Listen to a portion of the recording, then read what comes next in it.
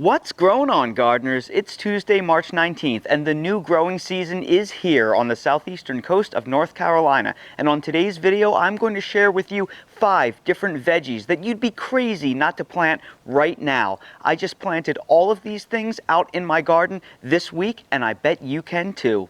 If you're new to the channel, please subscribe and hit the bell to receive new video notifications, and check out our Amazon store and Spreadshop links in the video description for everything I use in my garden and awesome custom designed apparel and other gear. Your support is greatly appreciated. Now, I live on the southeastern coast of North Carolina, Zone 8B, but if you're in a colder zone than me, don't think for a second that you can't plant these things. That's because everything featured in this video can be planted well before your last chance of frost and freeze. All of these vegetables are quite frost and freeze tolerant. So as long as you're past the point of the year where the really bad hard freezes are gone, you can plant all of these things. The first veggie that you can sow right now and that I just planted are peas. And when I say peas, I mean shelling peas, snap peas, and snow peas. While you can start peas indoors as transplants, they are much better direct sown in soil. This will save you a ton of space because it takes a lot of pea plants to get a big harvest. Sow your peas by making 1-inch deep indentations in soil, with each indentation spaced 3 to 4 inches apart. Space your rows as close as 6 inches to as far as 12 inches apart. How far you space them will depend on how tall your pea plants grow and if they need vertical trellising support. I'm growing a Cascadia snap pea variety, which are a dwarf vine that requires less support. I will allow the rear row of peas to grow up my garden fence, and the pea plants in front will essentially climb on top of one another thanks to their compact growth habit. Longer vines may need more support. I'm placing 1 pea seed per planting hole in most places, but I'm adding a second seed randomly to a few of the other holes. That way, if some seeds fail to germinate, I can relocate the spare plants to fill any gaps. Once the seeds are sown, I am amending each planting hole with a light sprinkling of an organic all-purpose granulated fertilizer. Anything close to a 5:5:5 NPK ratio on the bag will do. Peas don't need a lot of fertilizer, so I probably won't fertilize them again unless we have a very wet spring that washes out my garden soil. Once you've amended the soil with fertilizer, backfill the planting holes and water them in. Provided your soil is around 65 degrees Fahrenheit, you should start to see some germination in 7 to 10 days. But I'm already starting to see the first plants germinate after only 5 days. If you want more information, I will link to a detailed video on how to grow peas in the video description. Veggie number 2 that you can sow right now that I just planted this week are onion sets or onion transplants if you started them from seed. Now, while it is almost certainly too late to start your onions from seed at this point, now is the ideal time for most of us to plant our onions out into our garden. This can be either onion transplants that you started from seed back in early winter, or onion sets, which are the little 1/2 to 1 inch bulbs that you buy at seed shops. In this video, I'm planting about 130 onion sets, a white onion, a yellow onion, and a red onion. To sow onion sets, make a 1 to 2 inch deep indentation in the soil, spacing each indentation 5 inches apart to give ample room for bulb growth. Then space each row 6 to 12 inches apart. If you're planting onion transplants, you won't have to bury them quite as deeply, but maintain the same spacing. Top each planting hole with a sprinkling of an organic all-purpose granulated fertilizer, roughly around a 5:5:5 NPK. Then go through and dust each planting hole with bone meal to provide additional phosphorus and calcium, which are critical nutrients for strong root development. Once you've amended the soil with the fertilizers, backfill the planting holes and water them in. If you're growing onion sets, expect to see little green tops start breaking through the soil in 1 to 2 weeks. I'm starting to see the first few tops break through after only 4 days. If you want more information, I will link to a detailed video on how to grow onion sets in the video description. Crop number 3 that you can plant right now that I just planted the other day are potatoes. Now, potatoes are in the nightshade family, along with tomatoes, peppers, eggplant, and tomatillos. And they are planted in the cool season, and now is the perfect time to plant them. Please do not confuse potatoes with sweet potatoes, which are in the morning glory family and not actually related to the potato. Sweet potatoes are very tropical, and it's way too chilly right now for most growers to grow sweet potatoes. Potatoes should be planted 2 to 3 weeks before your last frost date. While the vegetation of the potato plants themselves is very sensitive to frost, because we bury our seed potatoes 6 inches underground, they are protected from cold. By the time they root and break through the surface, your chances of frost and freeze will have passed. Planting potatoes as early as possible is a great way to harvest them before the heavy insect and disease pressure that comes in summer. Plant them early to avoid these problems. Potatoes are planted once they begin sprouting. If you see sprouts on your potato, they're ready for planting. Potatoes can be planted in ground, in raised beds, or in containers. Whatever you decide, bury each potato 6 inches deep. Heavily amend your soil with an organic all-purpose granular fertilizer around a 555 NPK, as well as generously amend with bone meal. I like to set my potatoes on top of the soil inside large 20-gallon containers. Potatoes are extremely heavy feeders and will require regular feedings at least once every 2 weeks. After I amend my mix, I like to bury my potatoes in 6 inches of compost to add even more nutrients. If you're growing in ground, you can simply bury each potato 4 to 5 inches deep with your fertilizer amendments, then top the whole area with 1 to 2 inches of compost. It will take about 2 to 3 weeks for the potatoes to root and break through the soil. Be sure to keep the soil lightly moist, but do not overwater or the potatoes could rot. If you want more information, I will link to a detailed video on how to grow potatoes that I just made in the video description.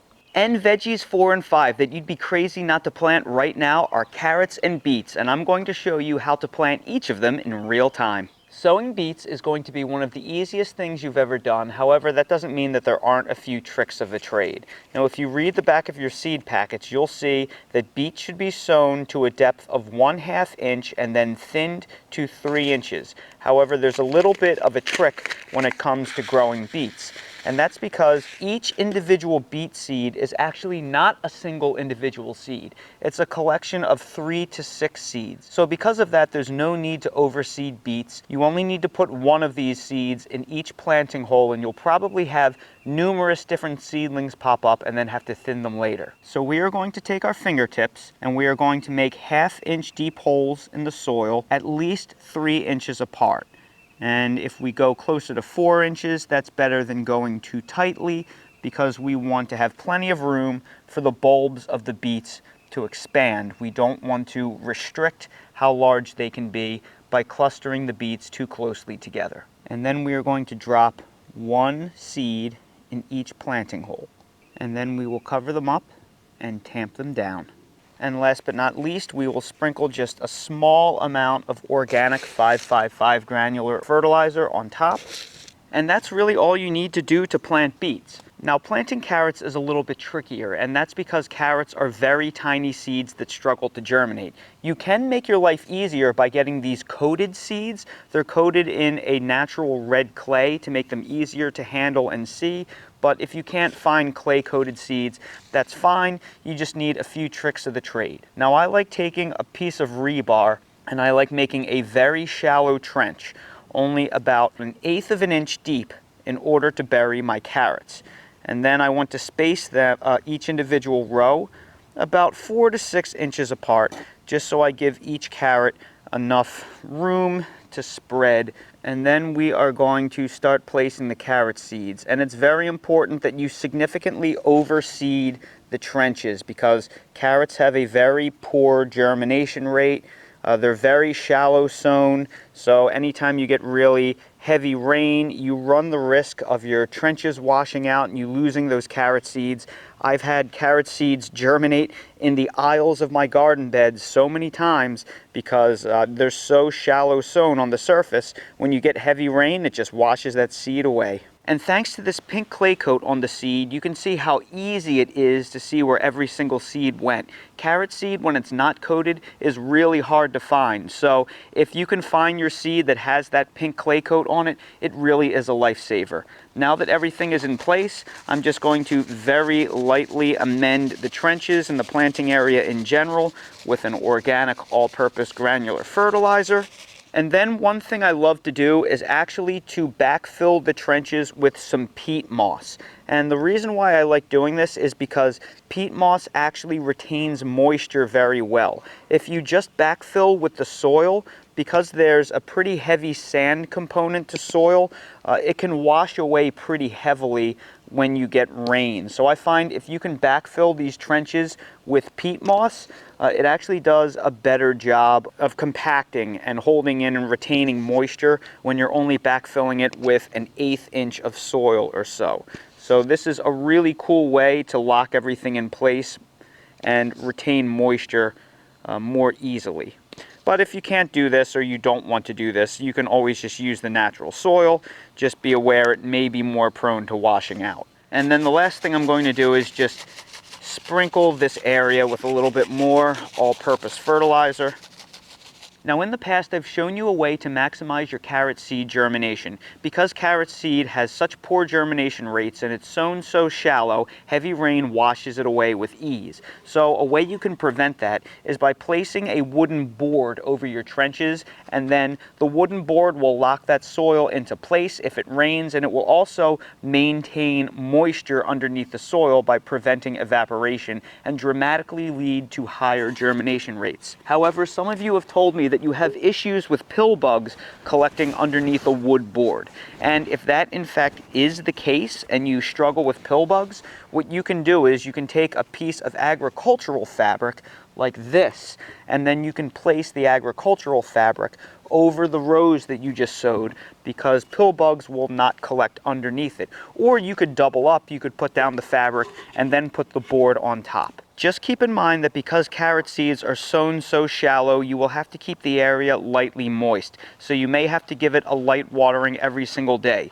Beet seeds don't need to be watered as often because they're a little bit deeper. But if you use this agricultural fabric method in order to keep the area moist and locked in, this agricultural fabric will usually dry out in a single day. So every day you may have to come out and lightly re-wet it. The board method lasts a lot longer because the board holds moisture very well. So please keep that in mind.